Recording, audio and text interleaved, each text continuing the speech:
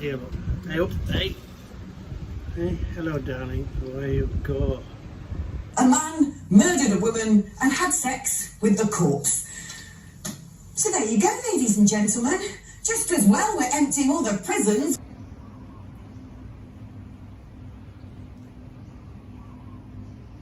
Now then, where are we? Well, there's no jumpers today. It's going to be a warm one. So, this is a little video about what's going on in the UK at the moment. Listen to this woman, Alex Phillips. She's so true. Once again, the whole debate about, is it really normal to be putting someone who's shouting at a police dog in prison for over a year? Is it really normal to lock someone up for 3 years? Yeah, he put some pretty grim stuff on social media, but how do we know it actually incited violence and people went and acted on it? I mean, 3 years? Is it normal to then release 2,000 wrong-uns in order to make space for these people? Apparently, the rate of recidivism where this has already started happening is 1 in 4. So a quarter of those you've got early release have them go back inside and there's nowhere to put them because everybody who turned up on a protest is filling up the prison spaces instead. Well, this is what I found. This is in the last 24 hours. No, really? Last 24 hours, all of these headlines. Okay, so there's been a stabbing in a supermarket in Hackney. That's a fresh one, that happened today. A restaurant stabbing in Forest Gate. A man is critically ill in hospital after that. A really bad stabbing in Gorton, near Manchester, where a lovely woman was killed. And a Christian preacher husband and her daughter were both stabbed. Now, there's been a stabbing in Truro. Yeah, little old Truro. An acid attacker has struck in a place called TP Valley in Wales. A place I actually know quite well, believe it or not. In Peterborough, there's been a triple stabbing. Torquay Castle Circus, there was a stabbing there. That was a woman being jailed for that stabbing. Thankfully, they've found a spot for her to go in amongst the protesters. Of course, there was a horrible story of girls being sexually assaulted on the beach in Bournemouth. I remember the good old days when you could go to the beach without being raped. And Dorset police put out a big statement to all the newspapers and on social media saying, you know, if you've been a witness, if you've seen these men approach these girls and sexually assault them, please come forward. And I'm like, okay, so what do they look like?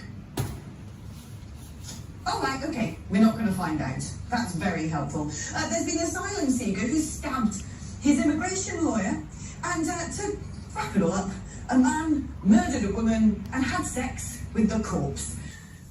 So there you go, ladies and gentlemen. Just as well we're emptying all the prisons because it seems the stabbers are on the loose.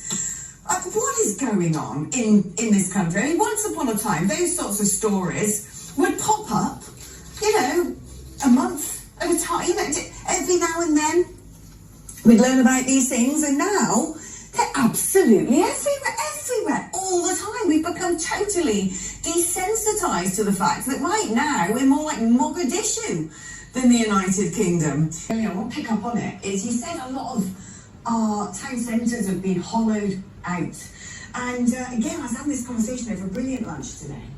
And my mate said to me, you know, back when I used to go around London, you'd see all the men in suits, you'd see professionals walking around. Now, they're not there anymore. It's just sort of yobbos and, you know, people who are just miscreants, and the shops have gone. They're all candy stores and souvenir stores. And also, as we know, everyone's mentally ill at the moment because we're not socialising as normal animals. The only time we meet up is to stab each other, it seems. And Sir Keir Starmer has got a great idea.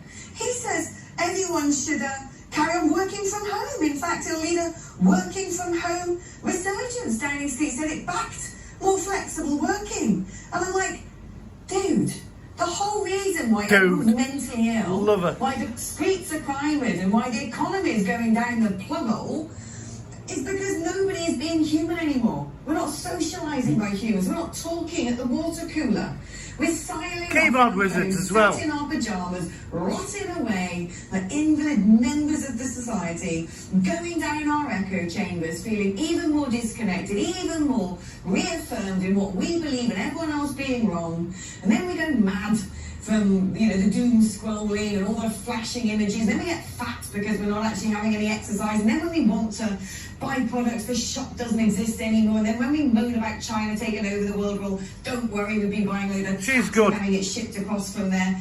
And it's just, this is kind of almost the root cause of everything. Everything got very wonky after COVID because we were locked in our houses, and Sir Keir Starmer seems to want to continue that practice.